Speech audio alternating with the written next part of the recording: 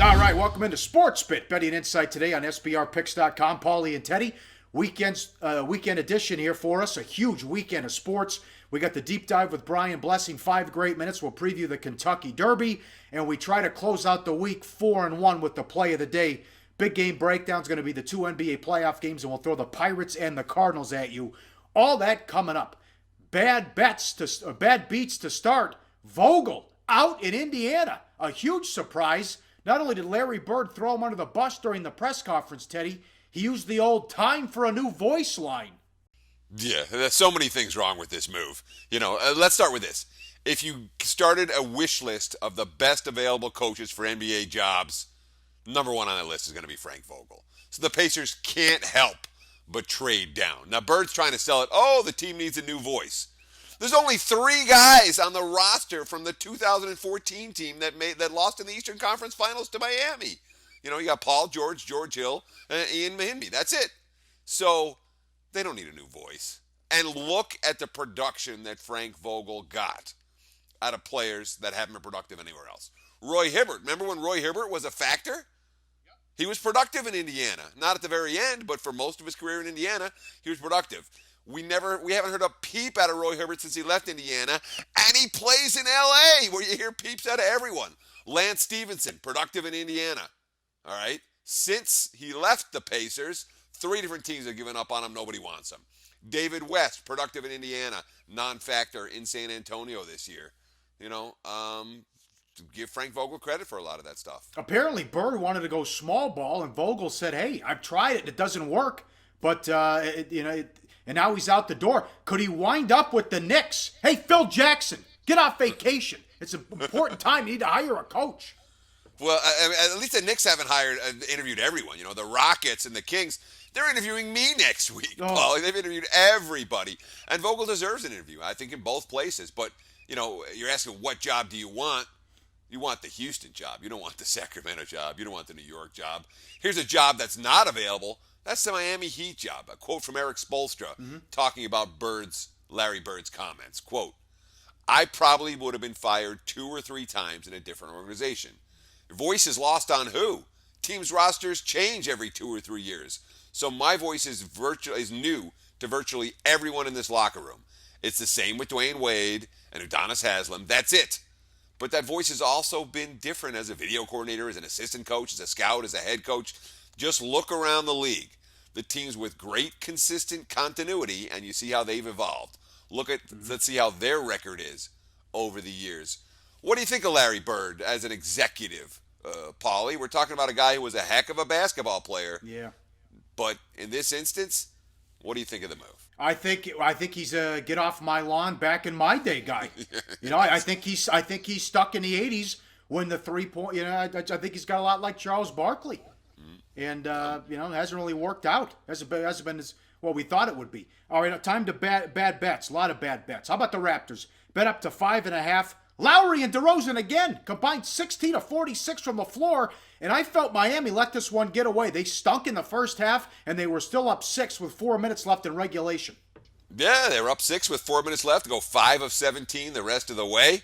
The Heat, 21 turnovers. Toronto only 9. The Raptors with 15 steals in that ballgame. But, of course, Toronto took all the money. The zigzag. Oh, the Raptors lost. Must win. They won the game. They didn't cover the number. They didn't cover regulation. Didn't cover in OT. And at least with the overtime, there was no moose on the total this time, Pauly. Jesus. Bounced between $188.5 and $190.5. Even with OT, they only got to 188. And that came despite 49% shooting for Miami. Of course, the refs swallowed their whistles for extended stretches. Only 23 made free throws in an overtime game. Of course, Miami bettors, myself included, very thankful for Toronto's 54% free throw shooting, especially the one that mattered most. Kyle Lowry missing his second attempt, up 4 in overtime with 4 seconds left. If he sinks it, Raptor bettors, well, some of them cash, some of them push. He misses, all the Miami money ends up being right side. You're all over it. You nailed it there. How about more bad bets? How about the Astros? Yeah, the Astros had their first 2-game winning streak of the season. They were bet up. The market's like, oh, here comes Houston. Minus 115 up to minus 135 in that range. Well, the 2-game winning streak already over. Remember, that streak came against Minnesota, the worst team in the AL right now. Yep. And Houston, right now, is right there with the Twins in terms of the worst team in the American League. Shut down by Wade Miley. Pros against Joes again. The Joes were betting the Cubs as they should, and they were betting the Nationals again. Cubs win. I love this story. I really do. The recreational bettors, the $20 bettors, are kicking the shit out of the wise guys. And they're doing it every day, and it's freaking hilarious. The wise guys betting against the Cubs again, and they're losing again. And recreational bettors taking the Cubs to the run line again and winning again. 19 of the Cubs' 21 wins have come by 2 runs or more. They are destroying books across the world that cater to the casual fan. It's like the pros are using the do theory. Well, they can't win every night. Yes, they can. Yeah, they yes, are. they can. They're not just winning; they're crushing teams every night. Right, the run differential, and yes. Mets, huge favorite. DeGrom goes down in San Diego. Yeah, the Mets were $2 chalk in San Diego with DeGrom on the hill, and then they're no hit into the 7th. They're trailing by 5 runs at that point. Not a good bet if you laid it with the New York Metropolitan. How about Giants Rockies under? Oh my God. Yeah, the under money came in San Fran. Rockies Giants bet down from 8 to 7.5. They scored 5 in the first. The over cashed by the top of the 5th, and then that 5th inning, what did they score? 11, 14. That's the second time in the 5th inning Colorado's gone nuts against Kane. But how about this? 14 earned runs for Matt Cain allowed in 9.1 innings of work over 2 starts against the Rockies this year. Giants have lost both those games, and both those games obviously have flown over the total. Could have been worse. Could have been Derek Holland. 2 2/3 gave up 11 earned runs as the Blue Jays rocked the Rangers in Holland. Yeah, that being said, this was one that you got to call it a bad line, bad beat for the books, because the Blue Jays crushed the books on Thursday. They really did. They were bet up from -145 all the way to -$2. That's one of the biggest moves of the season. And, of course, Holland wasn't right. The game was over in the first inning. Edwin Encarnacion gets a home run, 2 doubles, 6 RBIs. And the books take a beating on that one as well. Let's talk a little NFL about some new rules. And this is great for fans, but it really hurts gamblers because of the randomness. The extra point's going to stay at the 15-yard line, and the 2-point conversion trial stay at the 2-yard line. But this really opens it up because you saw how many missed extra points we had last year. Yeah, and of course, we want to put football in every show over the summer. People want to talk football. And one of the things that's worth talking about is that this extra point from the 33-yard extra point is now not a temporary rule. It is a permanent rule. As a bettor, I hate it. I can't say anything nice about the rule. What do we want when we're bettors? We want less randomness. We want to be able to say, I'm going to predict this is going to happen. When this happens, I'm going to cash my ticket. When you start talking about the missed extra points, and as you mentioned, more missed extra points last year than in any recent season, and that will continue, obviously, with the longer extra point try. And weather wasn't even a factor.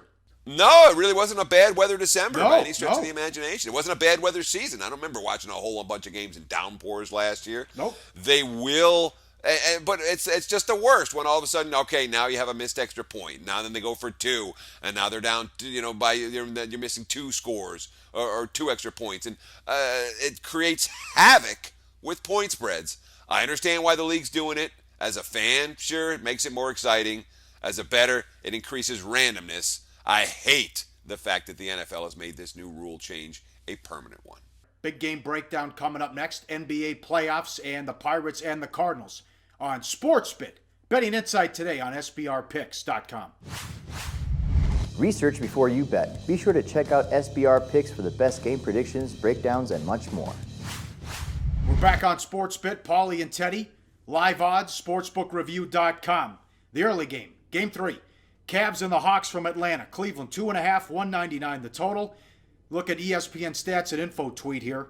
Cleveland, 97 threes through 6 playoff games. 27 more than the previous NBA high for 6 playoff games. Now what? 25 threes. They had 45 attempts in game 2. 10 different players hit a 3. Teddy, everything came so easy. Is it cause for concern moving forward? Well, I mean, here's a true story. I asked our photo editor for a couple of shows back. I asked him if he had any good J.R. Smith photos, and the first thing he said, real quick, there are no bad J.R. Smith photos. Look at this one. I mean, J.R. Smith's been unbelievable in this series, and there was a level of celebration that was kind of rare for Game 2 of a series. You know, I mean, the Cavs treated Game 2 like it was a championship night. You know, guys are going nuts on the bench. And when you're draining threes like they were, the fact that it came so easily for Cleveland, it doesn't always come like that from three-point range. But, I mean, there's a ton of questions about Atlanta's confidence factor right now.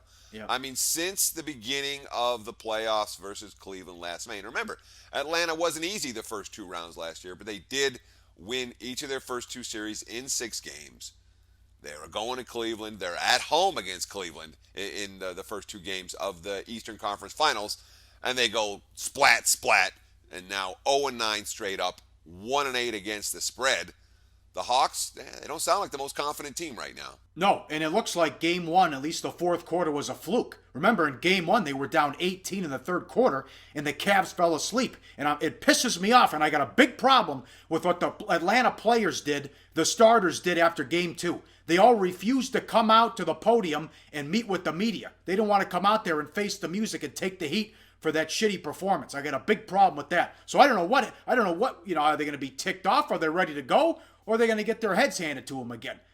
Well, I mean, the question is, are there answers for Atlanta?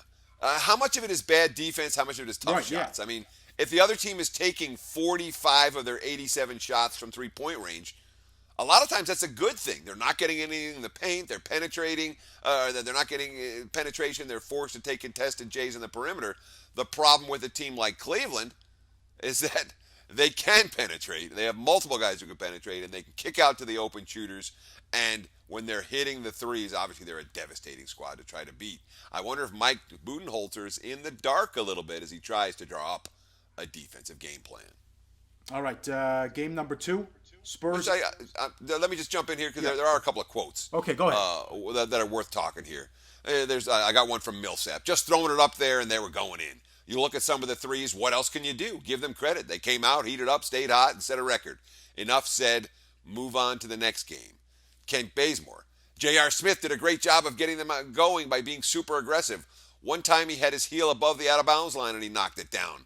A game like this, you have to shake their hand and move on to the next one. So at least those quotes are fairly positive. But Budenholzer, in transition, we're not doing a good enough job. We need greater urgency and greater understanding in getting to all of their shooters. I think it starts there. Then in the half court, they're in the paint a lot. When you collapse and people help, they're making the extra pass and making shots.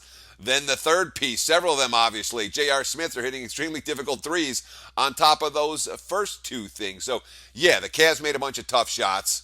Yeah, Atlanta still has a problem defending that team. That's not likely to change heading into Game 3. But at least the Hawks had the right attitude of, throw this one in the garbage. Let's see if we can come back and do better next time. You see Bazemore fell asleep on the bench in the fourth quarter? I don't blame him. It was lights out, man. All right. If you weren't betting on the game, if you weren't in action on that total, or really the total wasn't in doubt either. There lots of folks who fell asleep on their couch too. Spurs, Thunder, Game 3, series tied at 1. Spurs 2 on the road, total of 200. Adams was huge in the win in Game 2 for OKC, 12 points, 17 boards. Great defense in the final sequence. He ran out at Mills as he tried to shoot a 3 and then forced Ginobili to pass when he tried to penetrate. And then he went back out on Mills as on the final shot before all the buffoonery underneath the basket. Jason Whitlock from Fox Sports said it was Bill Russell. Might have been the best defensive 13 seconds in NBA history, Teddy. Yeah, I don't know about Whitlock is definitely one for hyperbole, which, hey, I am too, so I can't blame him for that. But I agree with his assessment that it was Bill Russell-esque. I mean, for all the talk about the officiating at the end of Game 2, the reality was that Steven Adams was a monster, and he scrapped throughout the course of that ball game. From Deion Waters, quote, Waiters, I'm sorry, yeah. Man, that was a hell of a job. He covered the whole half of the court, got back, was able to get all the way into the paint, and then get back out to contest the shot. So, we've talked about this Thunder team as being a soft team based on the offense of Durant and Westbrook. Neither guy's a soft player, but they're not a squad that pounds their way in the paint and elbows everybody and all of that. Westbrook's a tough SOB for sure, but that's not they don't have that reputation of being bruisers, and they're not bruisers. Adams is a guy who's a legitimate bruiser in the paint, and it mattered because the Spurs, won a game in which they had more turnovers and assists, and their offense still faces issues. Yeah, well, now you got to get these other guys going. I mean, here's the graphic of Aldridge, who's been Superman. 72 minutes, 33 of 54 from the floor, 79 points, and 14 rebounds. Game 2, he was 15 of 21 from 41 points. The rest of the team had 56. And this is unlike the Spurs because they're so balanced, but the other guys haven't shown up so far, especially in Game 2, which is a big surprise. Yeah, I mean, here's another quote from Waiters. One man can't beat you. So we're fine with that, with Aldridge going nuts. Yeah, don't run you. If they want to continue to get out of their offense and throw the ball down there to him, we're fine with that. One guy can't beat us no matter how much he scores. Of course, Aldridge has scored more than a point per minute in the first 2 games of this series for San Antonio to win and cover on the road in Game 3. Obviously, the supporting cast is going to have to step up in a much different way than they did in game number 2. If it's Saran or Westbrook, I don't have a problem with it. Waiters shouldn't be running his mouth. On to Major League Baseball. Pirates and the Cardinals from St. Louis. Cardinals $1.37 the total. It's Liriano against Martinez. How big of a series is this for Pittsburgh, Teddy, as they were swept at home by the Cubbies?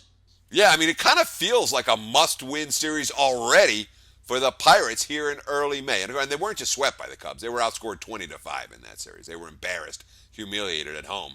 And the fact that they need to talk about it at all says that it's in their heads right now. Clint Hurdle, quote, "We flush it. A lot of people who don't play the game don't flush it. We got out-executed across the board the last 3 days, and we weren't able to do on offense to tip an inning our way."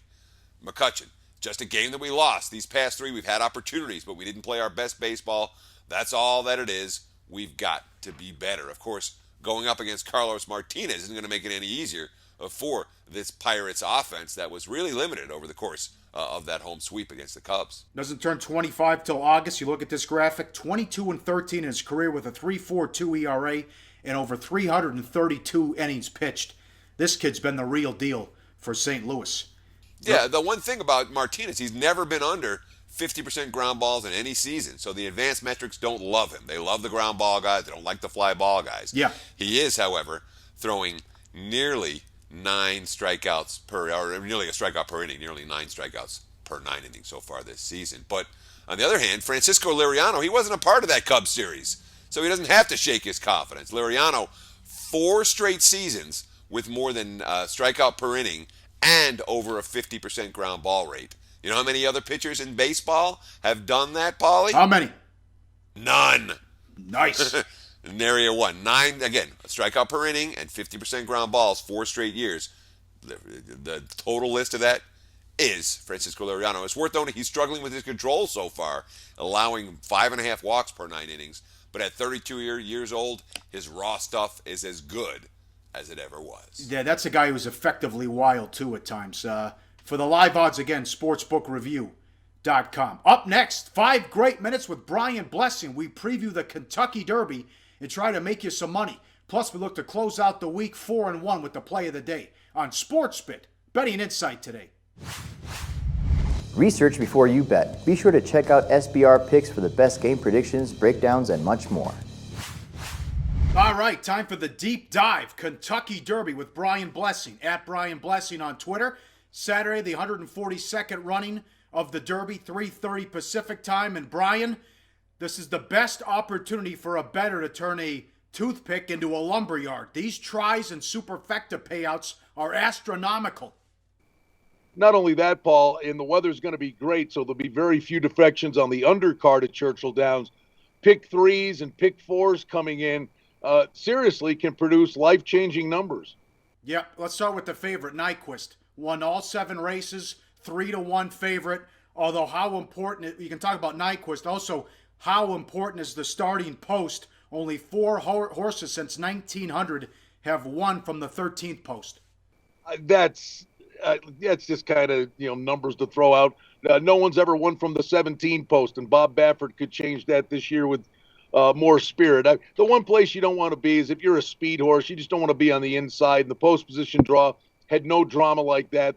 The one contender, sudden breaking news, breaks from the 2-hole. It's not the end of the world for that horse because he's a closer and have all kinds of time to settle in down the front stretch the first time by the stands. What do you think of Nyquist? I like the horse. He's done nothing wrong. The figures don't look that great, but he's never really needed to run any faster than he has. And it's all about leaving something in the tank. I think people were thinking he's got to go to the front. I don't think that's the case at all. You go back to his race in the Breeders' Cup Juvenile. He showed a real nice middle move and a closing kick.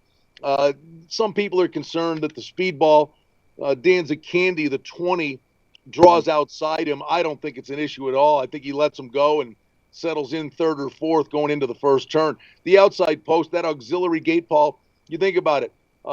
You had Big Brown from the 20 hole, Animal Kingdom from the 18, Smarty Jones from the 15. That auxiliary gate actually produces a boatload of winners. Do you expect a surge in the Derby Saturday with maybe more fans checking it out? It's always a monster in the TV ratings and everyone wants to bet on it. But after what American Pharoah was able to do, will we see even more interest? You know, in a weird way, I don't know that it gets any better because of American Pharoah. I think maybe part of the allure to it before American Pharoah won the Triple Crown was that nobody had won the Triple Crown. In a weird way, I could almost see it going the other way. I think horse racing, the bottom line is people that could care less about it Saturday are walking up and they're betting their address or they're betting a name. But it is really one of those unique events where even though people could care less about it 364 days a year, for those 2 minutes on Saturday afternoon, people stop and watch it. When you handicap a race, how important is a jockey and a trainer? Massive. And many guys just get so caught up with, hey, the same thing can be said in sports where guys fall too in love with their power ratings and just don't go to the intangibles. But the jockey can lose the race. Mm-hmm. You know, when all said and done, they're not going to say, oh, he won the race. They're going to say, oh, he made a bad decision, got caught in traffic. You know, I've got a Derby future on Whitmore at 200-1. I'm doing a cartwheel because Victor Espinoza picked up the mount on the horse. And the bottom line is he knows you've got to put the horse into the race to get into decent position into the first turn. If you get throttled down the front stretch the first time, your race is lost. So the jockey makes all the difference in the world. Are you looking to back to Sormo or maybe Baffert, as you mentioned earlier? The funny thing is, like I said, I got a big rooting interest in Whitmore. But the one I'm on is more Spirit Baffert's horse, number 17. If you go back and you watch his races, they have never, ever, and I mean ever, asked this horse to run yet. All they cared about was getting enough points to get in the Derby, and they were like morning gallops. He didn't care he finished second in the Santa Anita Derby. It's all about peaking on the first Saturday in May, and I think this more Spirit has an awful lot under the hood here that we haven't seen yet. That's 12-1. You mentioned sudden breaking news, 20-1. Are we going with those as long shots, or is there somebody else there, maybe a bigger price you might play on? Well, for me, I mean, my 4 horses are the ones we mentioned. I think Espinoza gets Whitmore into the race. I don't know that he's good enough, but I do believe this horse will be at or near the lead at the top of the stretch. I think sudden breaking news, I'll say this, I don't think sudden breaking news is good enough to win this race. But I absolutely am convinced that this horse will be at least third or fourth and be involved in the tries and supers. And I'll say this right now.